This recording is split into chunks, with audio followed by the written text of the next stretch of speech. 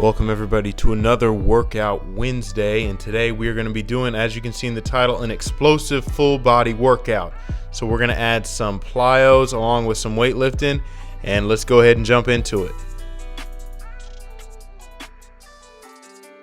So the first thing we're going to do after you warm up and stretch and everything, we are going to do single leg pistol squats, 3 sets of 4 on each leg. So you're going to go 4. You're going to really get down deep in there as far as you can go, and then you're going to try to explode up as quick as you can. And having a weight, ironically, actually helps a little bit because it gives you a little bit of a counterbalance as you're coming back up so you don't fall backwards.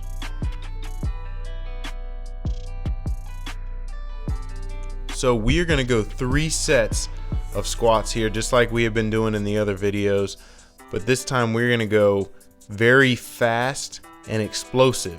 So we may need to lighten the weight a little bit because you want to make sure you get decent amount of range, but the key on this workout is moving the bar fast, because you want to train those muscles to move fast, not just to move a lot of heavy weight slow.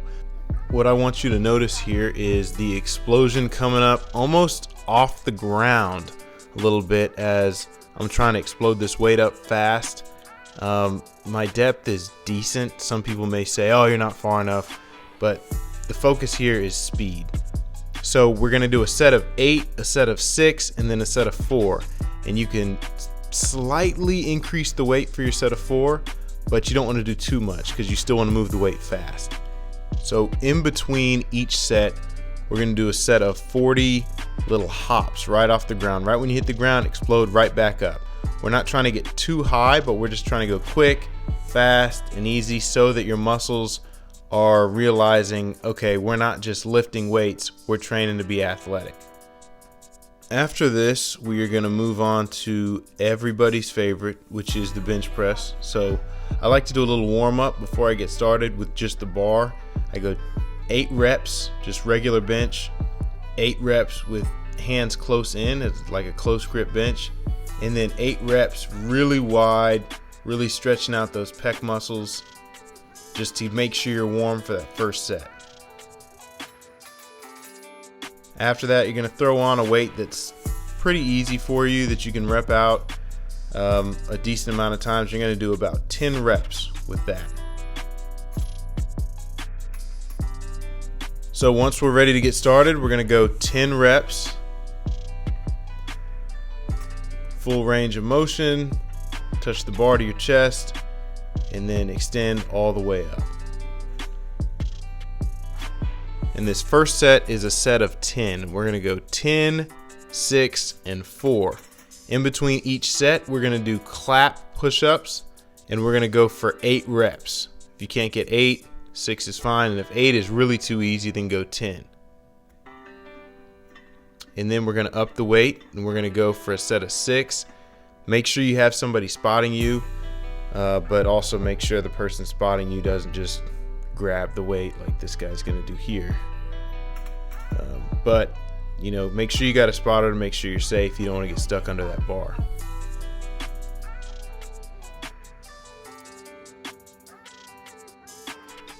And then we are on to our set of 4. Again, you know, sometimes it's hard to find a good spotter. Make sure that you got somebody that's not just going to touch the weight and grab it for you, but make sure you're safe. And then if you really want to challenge yourself, go for a set of behind the back clap push-ups. Now we've got hip hinges. So the purpose of these, it looks like it's a deadlift, but it's really not. You want to have a slight bend in your knees, and then you're starting at the top, and you're almost dropping the weight down and catching it with your hamstrings and then coming back up. And it's an exercise that strengthens your hamstrings and really makes them resilient and protects them from injury. And we're going to go ahead and superset that with lunge jumps. And in these jumps, we're trying to get as high as we can. Again, we're not training to be strong and slow, but rather fast and explosive. And so I wanted to get a close-up view of this so you can see that the going down is really the fast part, and then trying to catch it at that point where it feels like you're almost stretching your hamstrings. And again, it's you want to use lightweight. You really don't want to go too heavy on that. You want to make sure that you're doing it with the right form. You want to make sure that you are not risking any sort of injury. So if you're even questionable about that exercise, don't do it. It's an advanced exercise and you really don't want to hurt yourself. So after we do those plyos, we're going to go ahead and get straight to these abs. I got this core routine from George Bamfo, I think is how you pronounce his name. I'm not sure. I probably butchered that, but he's got some really good core workouts, and I'll go ahead and put some of those in the description below. But yeah, you're gonna do just exactly what I'm doing here. It's you grab 15 or 20 pound dumbbells in each hand, and you're trying to keep your feet, your legs, everything off the floor the whole time, and it is not for the faint of heart. And you're gonna go ahead and do two sets of this whole circuit. So this is still the first set right here.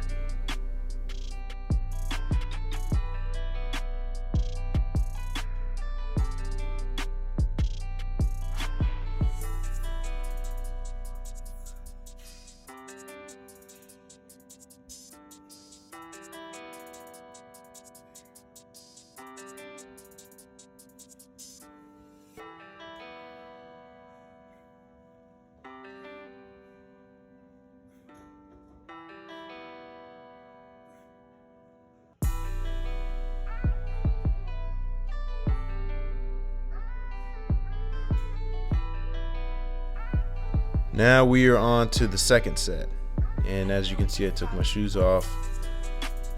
Just felt a little more aerodynamic without them, I guess. But yeah, you just wanna push yourself. Coming towards the end of the workout here. Don't underestimate working your core. Your core is what connects your upper body to your lower body, and if you don't have core, you've got nothing. As one of my strength and conditioning coaches used to say back when I played college football, you really have to work your core if you want to be an athlete, or just it does everything from improve your posture to help with athletic performance to just overall health and stability in everything. So make sure you work your core either at the beginning or the end of your workouts. And you can see I'm definitely feeling it here, but make sure you push through all the way till the end.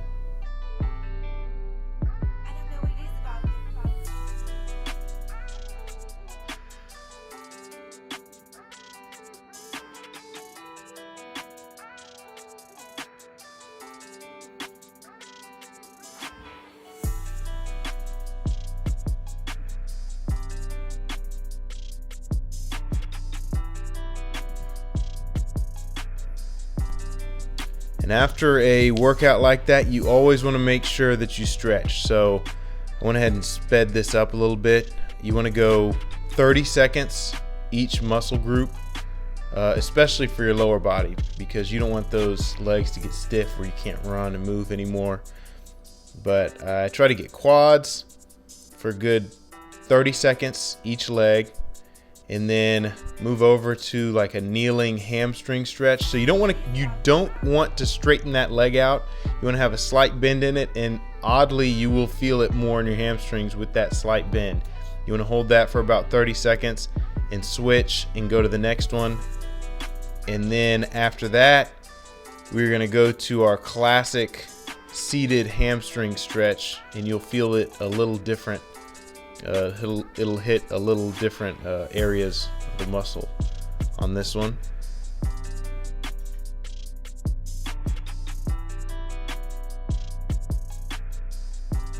After that, we want to go ahead and get our groin. I like to do single legs, so instead of just working both sides at the same time and do the V-sits, I try to isolate each leg and spread it out, and then just really sit back in there and hold it for a good, like I said, 30 seconds on everything. And then at the very end, I like to finish up with this psoas, quad, hip flexor stretch that really loosens up the knees, loosens up the quads, your lower back, abs, everything. So that is it, guys. Make sure that you stay hydrated. Make sure that you eat right after your workout. You get some good protein, nutrition. And then make sure to like, share, and subscribe to this YouTube page. And then also make sure you follow our Instagram page. We've got the link in the description below. We've got a lot of good stuff for you to help you physically, mentally, spiritually, emotionally, just to become the best version of yourself. Have a great day.